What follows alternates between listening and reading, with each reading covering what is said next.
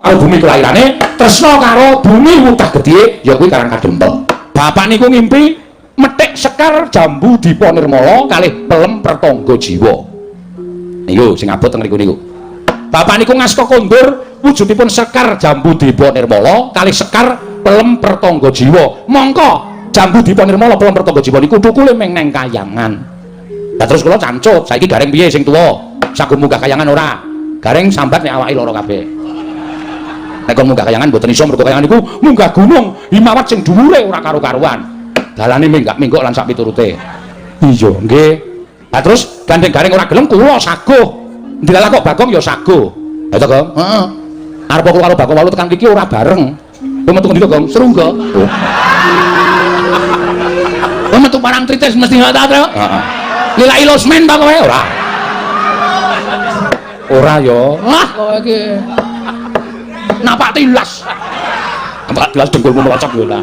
Senengane aja sok buka wadine piyoga-piyoga. Lah sak banjure mila suwan kula sampun purun Bathara Guru menika wonten sukalelaning penggalih sak mangke paring agungan. Keparenga sak mangke mandhapaken Sekar Pelem Pertangga Jiwa lan Sekar Jambu Dipa Nirmala menika kaparing kula dhateng Petruk niku bapak sing nyuwun. Omonga Bathara Guru, omonga si Manikmaya. Aku wis ora mapan ning Kayangan. Aku wis ikhlas dadi titah, aku wis ikhlas dadi menungsa lumrah. Nek nganti Bathara Guru kok ora menehke kembang Jambu Dipa Nirmala, kembang Pelem Pertangga Jiwa, aku sing arep munggah ning Kayangan. Bathara Guru njaluk tak walik mripate ngoten. Ya, Gong. Ora aku ora krungu kok. Ajar lho kowe. Ora ana kata-kata ngono ki ora ana. Kowe senengane nambah-nambah ya, Truk. Oh, bapak iki wong sopan wadake ora ana kata-kata kaya ngono kok. Apa bapakmu ngendika kaya ngono? Jane mboten. Ini namung kula kuwi mawon supados suasanane rada tegang ngoten lho. Pripun? Dipun paringaken apa mboten? Nek diparingake dina niki ajeng kula boyong kali Bagong, dene ora. Kula kaparingan Purbawasesa. Terus kene maju tak sebul bumbunamu. Nek wis tak sebul bumbunamu, kowe munggah ning Kayangan. Nek guru ora meneke kembang Jambu Dipa Nirmala, kembang Pelem Pertangga Jiwa, kowe ngamuk ning Kayangan. Ora ana sing iso menang karo kowe. Arep Manikmaya nggunakake cis Trisula, guntur geni guntur angin, ora bakal iso ngobong awakmu, ora bakal bisa temu ning awakmu. Nah, nuwun sewu mula bengi niki kula rada gleleng. Ane kula wis disebul bumbunan kula. Kula mboten ajeng pripun-pripun. Upama panjenengan ndawake guntur geni guntur angin, nek kula ora apa-apa, ning mang ndawake Bagong. Bagong dereng disebul bumbunane. Wah, semari, Mbak. Lho. Sanes piye? Kula niku anake Semar dudu anake Ismaya. Ismaya iki jenenge bapak iki ya isi Ismaya. Wah, nek ono wawalan Mbak, SJS ngono. Pak S. Pak S. Bagong ada raja sapranta kita. Wah, iki lakone iki. Panjenengan wong milon narada. Nering sambikala pikulun. Ayo sokol. Ayo iya. Wah, cah edian tenan ora. Wis dewa ora kajian iki wis ora. Petro padha raja sapranta kita. Panjenengan wong pikulun Bathara Indra wilujeng. Bagong padha raja sapranta kita. Sama itu. Bathara Indra. Kuwi nggon film kan, Undu. Ana ana telu to Dono Kasino Indra.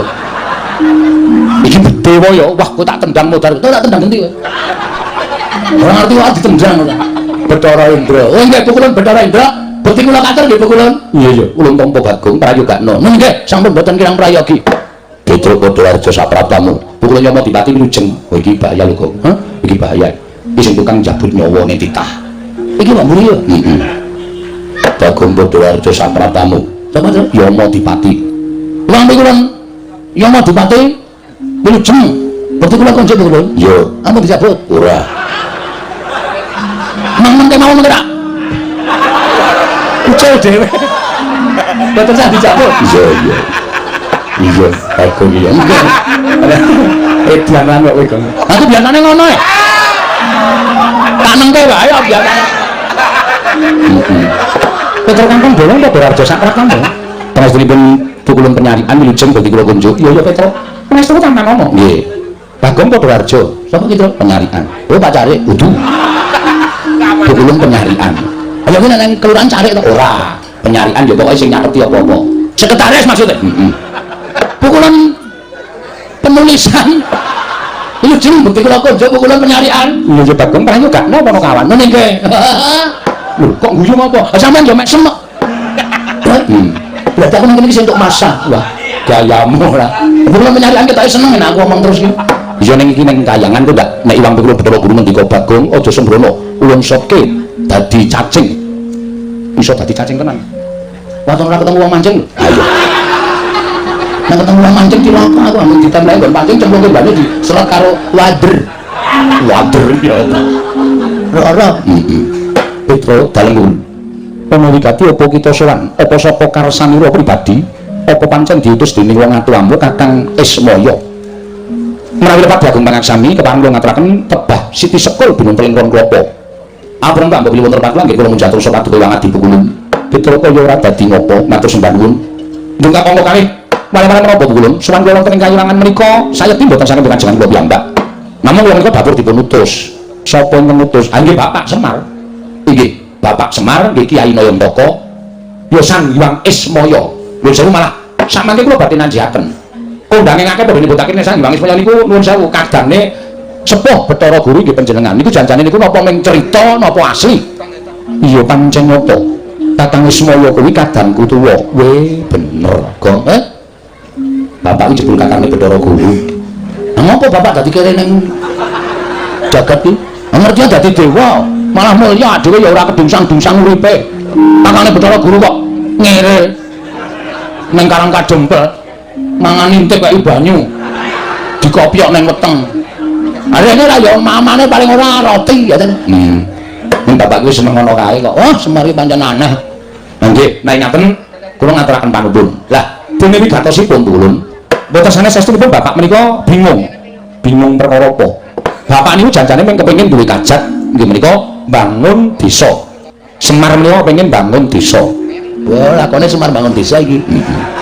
Wis dibedhek ora, iki senengane mbedheki ngono kok, Gong. Wah, wis saking kerepe. Lajeng, lho kok lajeng kowe iki ngopo? Pengen desa kowe kok. Iya iya. Alah ora omong. Aku omong dhewe. Sabanjure piye? Bapak bangun desa menika kok mboten bangun perkara papan sing magrong-magrong, papan sing becik, sing apik, utawa Bapak niku pengen bangun omah sing wah luar biasa menika mboten.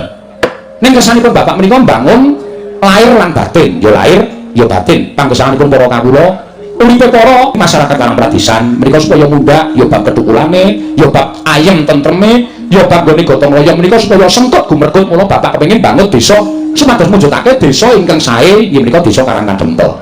Ya bab menapa kemawon mergi sakmangke menika nadyan sampun sae, ning ibarate aja kok banjur marem mergo kahanan sing wis ana nek luwih becik ditingkatake lan diundhakake supaya luwih monjo lan luwih kabiyawara. Iya betul nggih. Cobi to. Nek teng pundi-pundi bedaning parembah, bedaning kapitadosan menika dados sarana cecungkran. Nek teng Karang Kadempel mboten, Karang Kadempel menika bedaning parembah, menika mujudaken setunggiling kerukunan antawisipun setunggal lan setunggalipun. Sing siji ngurmati panembahing sing siji ngurmati panembahing sing siji. Mula Karang Kadempel niku arang gontok-gontokan, arang padha regejegan. Anane ming sayuk rukun marsinamatan daya dinayan tunggal cipta rasa karsulan karyane mujudake setunggiling desa ingkang kaluka tinimbang desa liyane. Lah terus niate Semar napa? Tentrem ayeming Karang Kadempel menika aja kok ming tekan Karang Kadempel tok. Sing jeneng napa-napa niku isone gedhe niku apike saka cilik. Mengko nek ujug-ujug gedhe niku terus jeblok. Ngoten. Iya betul nggih. Mula saka cilik sing jeneng arep tekan dhuwur niku ya alon-alon le munggah aja terus mencolot mengko nek kepleset gak malah gedeblak malah ora apik. Lah niki gandeng Karang Kadempel niku wis apik digawe apik meneh supaya desa kiwa tengen ing Karang Kadempel niku padha kepengin tentrem kaya Karang Kadempel terus tiru-tiru supaya kiwa tengen ing Karang Pradesan Karang Kadempel niku padha kepengin tentrem kaya Karang Kadempel terus melok-melok sing dikersake bapakne Semar. Ngono betul nggih. Lah ning bareng wonten niku kula sarujuk kula mathuk kula cocok ning kok terus Semar kendel mawon bapak niku meneng mawon. Lah terus kula jawil jane ngopo Pak ana bab sing abot apa piye nek perkara Prabowo perkara Brana Picis dibutuhake mengko aku tak matur Ndara Pandhawa mergo bapak iki dadi pangayomaning Pandhawa bapak iki dadi panakawaning Pandhawa nek ora duwe ya nyuwun karo para Pandhawa ora Petro aku ora duwe niat bangun Karang Kadempel iki nganggo srana Prabowo ora ning kabeh masyarakat arep tak caketi atine ayo to didubah rasane tresna karo bumi kelahirane tresna karo bumi mutah gedhe ya kuwi Karang Kadempel. Bapak niku ngimpi metik sekar jambu dipa nirmala kalih pelem pertangga jiwa. Niku sing abot teng niku. Bapak niku ngasta kondur wujudipun sekar jambu dipa nirmala kalih sekar pelem pertangga jiwa. Mongko jambu dipa nirmala pelem pertangga jiwa niku thukule ming neng kayangan. Lah terus kula cancut, saiki gareng piye sing tuwa? Saged munggah kayangan ora? Gareng sambat nek awake lara kabeh.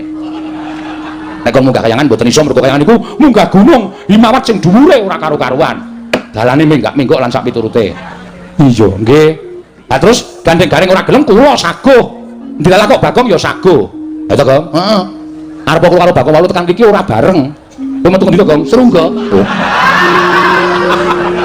kowe metu parang tritis mesti ngono to heeh lila ilosmen ta kowe ora yo wah kowe iki napak tilas napak tilas dengkulmu melocok yo lah senengane aja sok buka wadine piyaga-piyaga lah sak banjure mila suwan kula sampun purun Bathara Guru menika wonten sukalelaning penggalih sak mangke paring ogungan keparenga sak mangke mandhapaken sekar pelempertangga jiwa lan sekar jambu dipun nirmala menika kaparinga dhateng Petruk niku bapak sing nyuwun omonga Bathara Guru omonga si Manikmaya aku wis ora mapan ning kayangan aku wis ikhlas dadi titah aku wis ikhlas dadi menungsa lumrah nek nganti Bathara Guru kok ora menehke kembang jambu dipun nirmala kembang pelempertangga jiwa aku sing arep munggah ning kayangan Bathara Guru njaluk tak walik mripate ngoten ya Gong ora aku ora krungu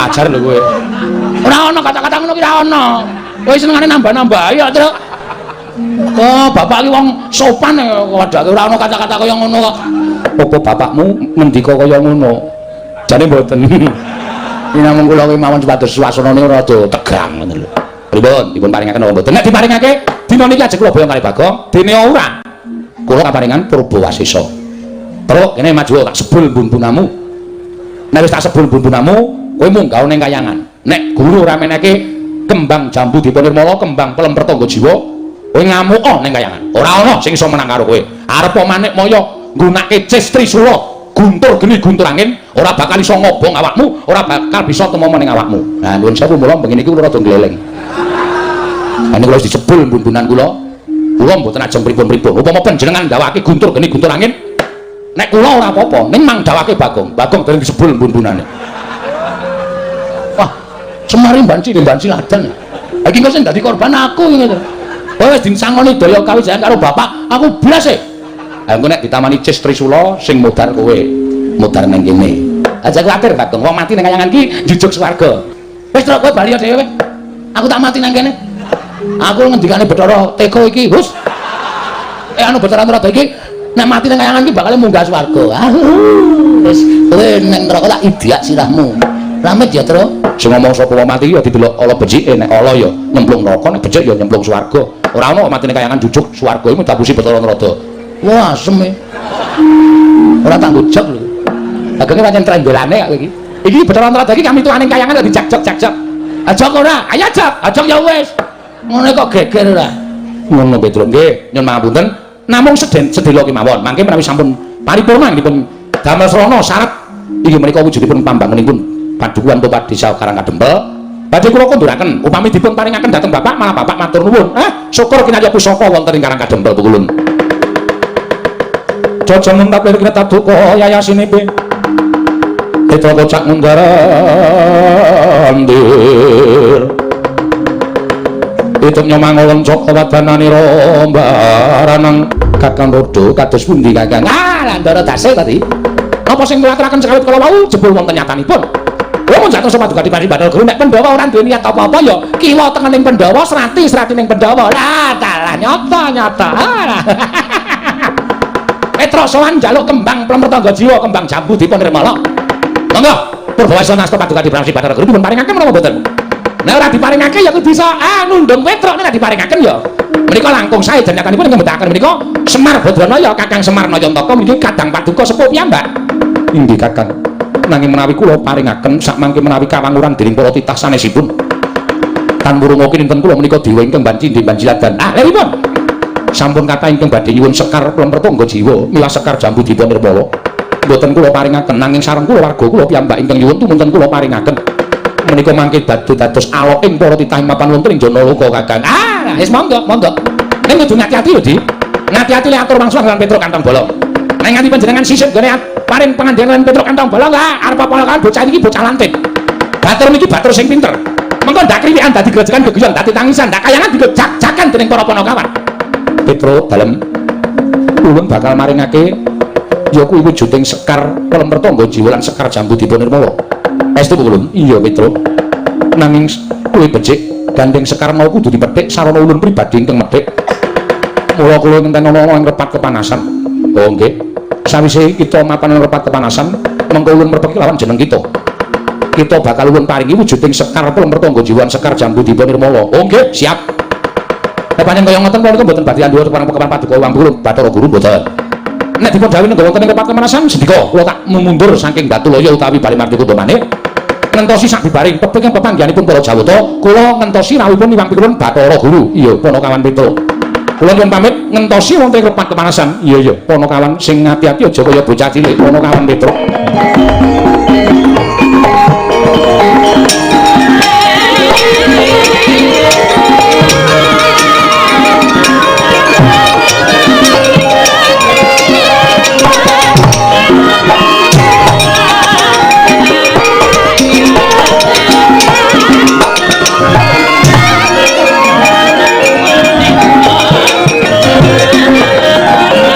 Panita kang nyarwang sepindha kombang pindha kombang ngajap ing kawang susah angin ngendi gone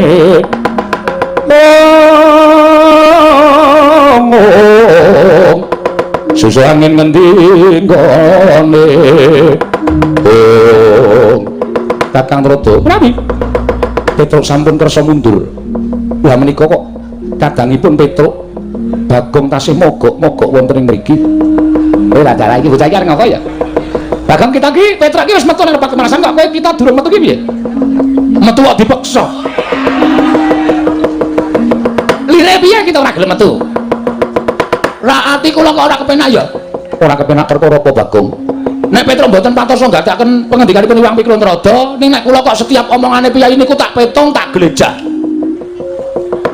Tak goleki iki lereke kata-katane iki nanti mengkono nggih lah terus panjenenganipun Iwang Adipu kulon paring pangandikan niku kula bundeli teng ati kula jane ngenten mawon luwih becik jujur mbangane sampeyan tumindak sing ora jujur mengke gawe gelo atine Petruk gawe gelo ati kula mengke kayangan rusak mergo saka pakatine Petruk awung sampeyan jujur pangandikaku sing piye Bagong akeh wong sing kepengin njaluk kembang Jambudipun Nirmala kembang Pelem Pertangga Jiwa boya ulun paringake yen nganti ulun maringake kelawan Semar ateges padha ngarani yen to kula warga diwenehi ngampil nek wong liya ora diwenehi ngampil mengko dikira mban cindhe mban ciladan ayo ada nggih mboten iya Bagong nah dengan melihat kata-kata itu bocah iki omongane kok tekan kaya ngono ki piye ra kanthi niti priksa kalimat kaya ngoten niku kula nggadahi pemanggih lan kula saged menggaris ngandhapi ora tayake menggaris ngandhapi ki apa menggaris bawahi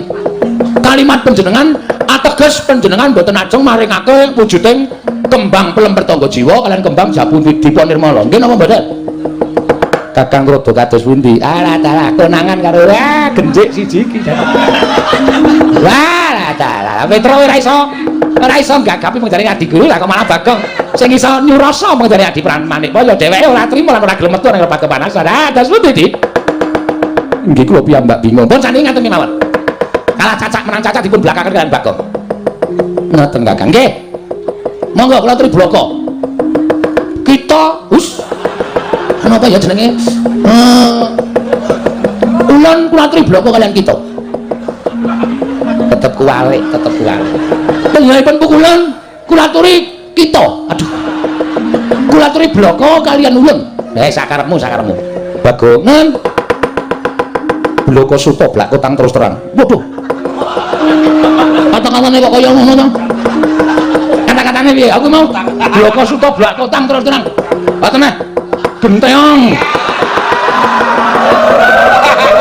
Bagong wong edan ning kayangan ki ora kena saru sing saru ki sapa kok teko wis ora ana wong saru kok omong ira ke blak kotang terus terang kok saru ora prasaja wae nggih yen to Semar bakal nyuwun Pelem Pertangga Jiwa wujuding kembang lan kembang Jambudipun Nirmala yakti Semar nerak pacak nerajang perbatang lho sebab apa sebabnya Semar kuwi titah Semar kuwi titah jare kakang panjenengan Kang Mas panjenengan Sang Hyang sapa mau Ismanto Ismaya heeh Ismaya iya lah padha karo Semar niku uripe ning donya ning jane statuse dheke wong KTP-ne wae kula delok status dewa ngoten Niku ateges Semar niku dewa. Sampeyan aja terus beda-bedake Semar karo panjenengan. Dume panjenengan dadi dewa teng Kahyangan Suralaya. Dume panjenengan Semar urip nang Ngadapada, terus sampeyan beda-bedake derajate Semar karo sampeyan. Niku jenenge ora kabeh. Monggo sampeyan padha-padha putrane. Modar aku. Coba. Ora dene kok dadak omongan. Lah ya anake sapa? Ayo anake bapakne. Bapakne sapa? Empuh. Sang Hyang Bathara Tunggal. Nah, Sang Hyang Bathara Tunggal. Sing biyen jare lahir ceprot wujud ndok. Nggih to? Ngerti kayangane tak dadar. Modar kabeh sisa. Mak goreng kaya Lombok ora ana Bathara Guru, ora ana Ismaya, ora ana Teja Mantri. Mlebu nang wetengku kabeh. Cakok nekate kaya ngene lho. Iki nang Kahyangan kok nekate sak penake dhewe iki piye? Tetep ulun ora bakal maringake. Nek ora gelem maringake, Petra wis diparingi daya kekuatan karo Semar. Rawe rantas malang mesti bakal tak putuk. Nek pancen Bathara Guru menehake sakarmu tawane Purbawasesa, aku kakangne Bathara Guru, kowe menang gawe geger nang Kahyangan.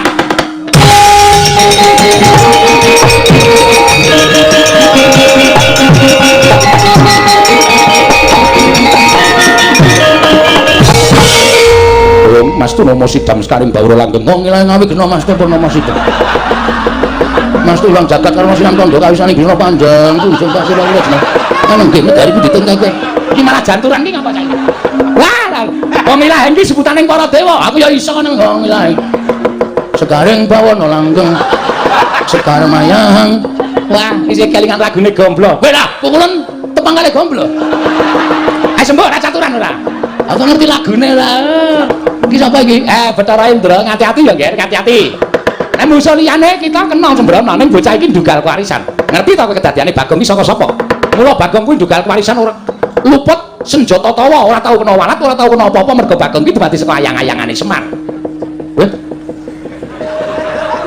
berarti aku dua anake Semar kita kuwi kancane Semar ingkang dhisik dhewe janjane pancen Petruk karo Gareke luwih kalah tuwa lawan jeneng kita wah asem oh ditenono gajule sirahe tenan kok digajuli sirahe ora kualat tuaku kok Bagong nun waspadakno nggih ulun Bathara Indra ulun putrane Bathara Guru ingkang angka catur angka papat iya mbarepe sapa lho perkara mbarep karo ragil kuwi dudu perkaramu putrane Sang Hyang Manikmaya kuwi pirang-pirang cacahe persasat Jawata iki putrane panjenengane kabeh wah edan luar biasa ora kabeh apa ora kok Bagong omongan iso ditekuk-tekuk ora kuwi jenenge nyalahi peraturan ning pemerintah ana apa gunane ana BKKBN penyuluhan kenang apa Bathara Guru anake pirang-pirang kuwi teges ora iso dadi patuladaning para titah dene dawuh karo para titah cukup dua saja apa itu iki kok anake sing ngomong bapak Sendra iki gek ditonyo ngono wae malah sekarang kok aku ditonyo aku tiba dene ngenangi teko tumplak kabeh ora dojok kabeh semua wah lah trondolo sumuk malah aku gagas Bagong malah keingetku dileweran ora karo-karuan Bagong kita aja wani karo Kanjeng Rama Pukulun mergane Rama Pukulun lho Rama Pukulun ramamu apa piye kowe wong adi Pukulun tumindake ora jujur akon karo Petruk nunggu nang jaba panjenengane arep brenjani karo Panakawan Petruk monggo Petruk iki kakangku sing dikongkon karo bapak ki werna loro anake Semar siji Petruk loro Bagong nek Petruk ora dong kalimate utawa pengendikaning para dewa Bagong sing iso glejah pengendikaning para dewa mula wektu dina iki kula njaluk keterangan sing gumathok nek ora dikake Sekar Pelem Petangga Jiwa Sekar Jambu Dipa Nirmala Lena Pangendamu penek dhewe lho dadi penek dhewe apa enek wae aku kuwi nyolong nan apa enek tak yok gogrok kabeh kembange aja ngawu gawan ngawur ya wis men yen kita wani kan para dewa tegese kita bakal cepak pati kita Bagong pancen kuwi sing tak gayo urip ngopo bentine mung bayar kreditan wae esuk 2000 awan 2000 sore 2000 uripku ki wis rekoso ciduk tak kredit kok lah ciduk kok dikredit banget lho ya men karepku sedeng rusak urung lunas aja wis ngrekoso malah uripe kita metu njaba tunggu ning lepat kepanasan mboten kula tetep adem nyuwun keterangan diparingke napa mboten yen diparingke Kahyangan ayam tentrem yen ora diparingke dening Wang Pikulun Manikmaya kerubutan para dewa bocah iki ayo suarane kok ya sawinan ayo sapa kene sing dadi senopati ning para Jawata yen perlu Yama dipati njabut nyawane Bagong urung njabut nyawa ceceki untune jabuti untune sing kondange Iwang Pikulun Bathara Brama sing iso ngobong apa-apa apa rumah sama aku nang gawe ember Bathara Brama metu guyang legane ngati mlebes banyune ayo sapa meneh sing arep rubut karo Bagong nek ora tak kaya ngene iki ndak dewa Jawa Adil bangane Semar munggane kayangan wong tuwek ketayalan wong Bagong sing ora trungo ning kayangan metu njaba ora metu ulun bopong ning njaba ayo bareng bopong aku piye kowe Bathara Brama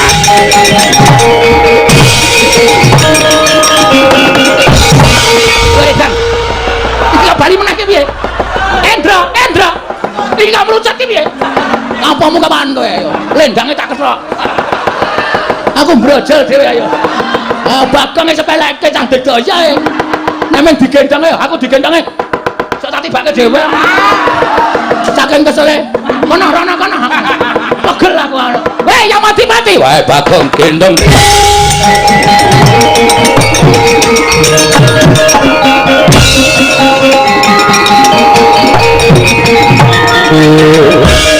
Kakang Rodo tadi pun di dalam maning kayuangan tadi namun sejatosipun menapa paduka dawaken menika yektasipun namun badhe mbabar dhateng swasana ing mboten sae ing mesipun paduka menika paring palilah dhateng Petruk amboyong wujuding Sekar Tulung Pertangga Jiwa lan Sekar Jambu Dipa Nirmala inggih Kakang nanging kula nggadhahi pemanggih sanes pemanggih Dasumi Kakang Semarangipun badhe ambangun karang kadempel menika kuwatos sing manah kula ngembari dhateng Pangwaos Ulun Kakang panjenengan menika senganipun gadhahi raos sing mboten sae dhateng Kakang Nayantaka lah cobi to namung derajatipun desa kemawon lah kok badhe ngembari dhateng Pangwaos paduka Dipramesti Bathara Guru menika rak mokal kelampanipun nuwun sewu sampun kathah para titah ingkang sumuyup dhateng Kakang Nayantaka menawi ngantos malih panembahipun lajeng sami manembah dhateng Semar tumunten lira dhateng panembah kelawan panjenengan ulun menapa mboten nami menika ngrisak dhateng kayuangan mboten malah Semar menika ingkang tansah nuntun dhateng para titah supados tansah manembah dhateng panguwasaning Dat Kang Murwengdat mboten nembah lan panjenengan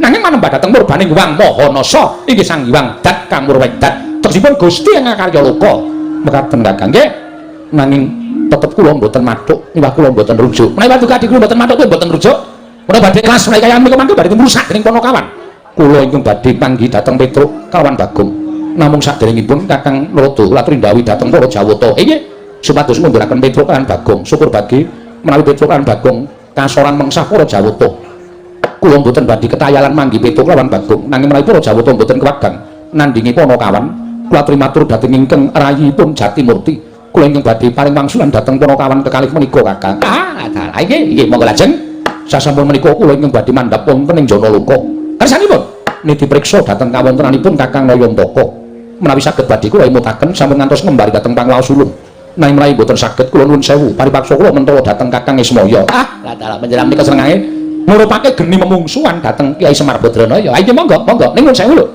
Narada tunggak waru tunggak dadap tegesipun menapa Kakang menawi wonten menapa-menapa kula mboten melu-melu kula mboten melu nggarap kula semanggaken ala becik bener ruput panjenengan kedah nangkel inggih Kakang Narada ayo kula semanggaken penyarian kula wonten timbalan ngadhawuh budaya kang padha sibuk jeneng ulun medya mudhun saka ing sira kandha waru binanggun manjing telenging Suralaya ana nemis tangan dawuh nama dal pasilan sing ati-ati aja kaya bocah cilik penyarian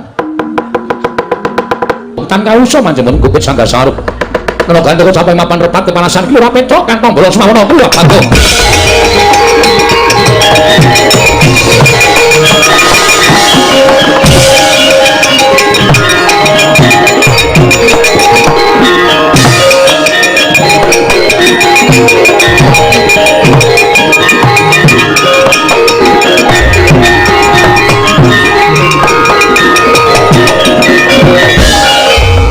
aku wis metu repat kepanasan kok kowe jek kene ning Suralaya kok ngopo tak gawe rame sisan lho digawe rame sisan piye sinuwun jagat Giri Pratingkah kowe ora kelingan to kendikane nek nganti kembang Pelem Pertangga Jiwa karo kembang Jambu Dipa Nirmala kuwi diwenehke karo Petruk mengko dianggep pukulan Hyang Jagat Girinata kuwi piyai sing ora adil dewa sing ora adil kanthi aku menggaris ngandhapi kata-katane pukulan Bathara Guru kuwi aku curiga apa curiga ya apa lho ora percaya lho Cubriya nah aku Cubriya Hyang Pikulun Jatimurti Hyang Pikulun Bathara Guru mesti ora arep menehke kembang sing tok jaluk ning kowe tekan repat kepanasan iki mesti mengar diapusi arep diwenehi keterangan sing janjane Sekar utawa Sekar Pelem Pertangga Jiwa Sekar Jambu Dipa Nirmala kuwi ora bakal didonke ning Karang Kadempel aku aku metu nganti digotong karo Yama Dipati ya, Tru. Kok mosok? Iya.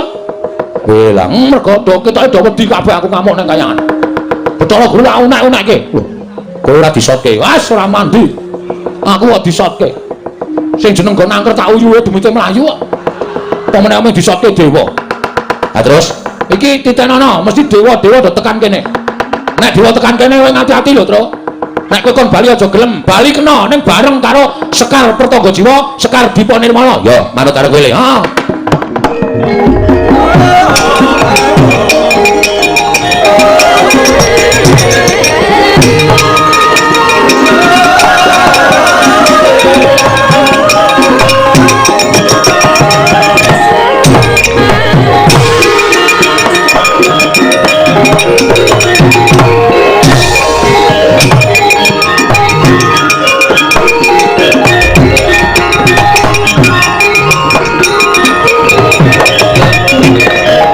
Punata lamun katututan lamun mangsa prawira ditaya